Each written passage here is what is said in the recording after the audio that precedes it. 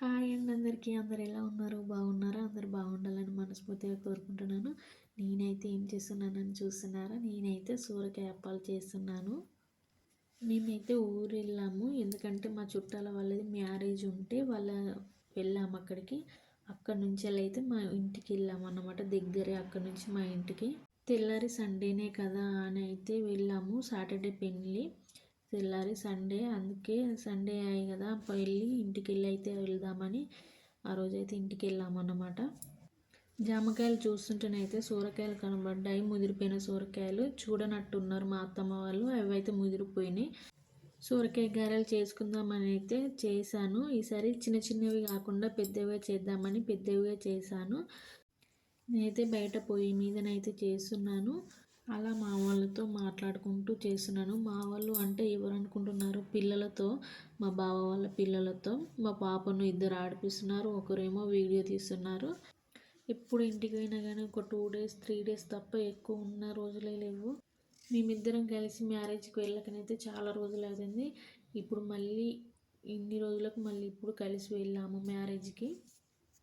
గారెలు చేసుడు అయిపోయిన తర్వాత అయితే రెడీ అవ్వు వెళ్దాము, టైం అవుతుంది అన్నాడు. రెడీ అయ్యే ముందు అయితే మునగాకు తీసుకొద్దామని అయితే వెళ్ళాను. మునగ చెట్టు అక్కడ పత్తి గెట్టు పైన ఉంటుంది, పత్తి చేనుల గెట్టు పైన ఉంటుంది అక్కడ.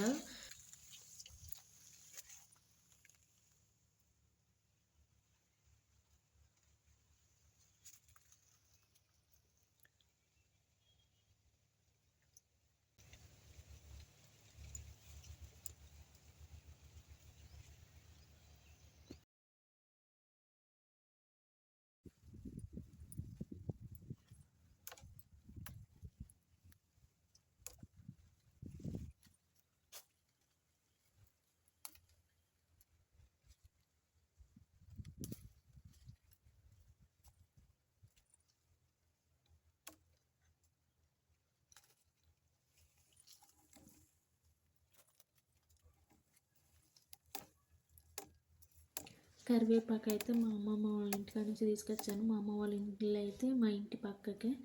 ఇప్పుడు అమ్మమ్మ వారు ఉంటే నాకు ఇప్పుడు అత్తగారు ఊరు అయిపోయింది, మా ఊరు అయిపోయింది.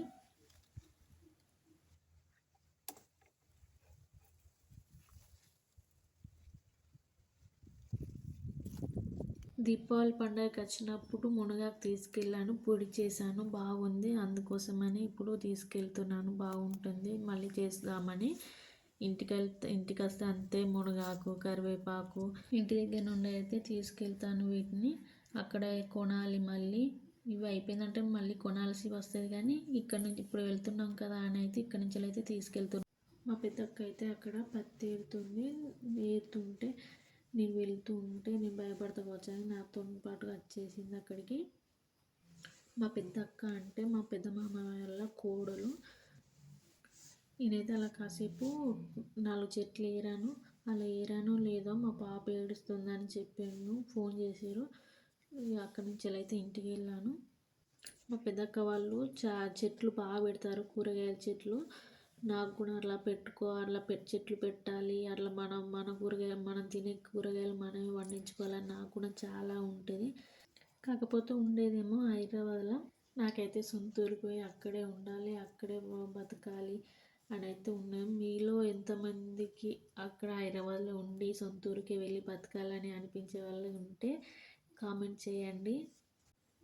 అవసరం వచ్చినప్పుడల్లా అవసరమయ్యేటి అన్నీ మళ్ళీ ఇక్కడ ముళ్ళగట్టినవన్నీ ఒక్కొక్కటి తీసుకెళ్ళడం అవుతుంది. ఇక్కడ ఉన్నవన్నీ ఇంటి దగ్గర ఉన్నాయన్నీ అక్కడికి.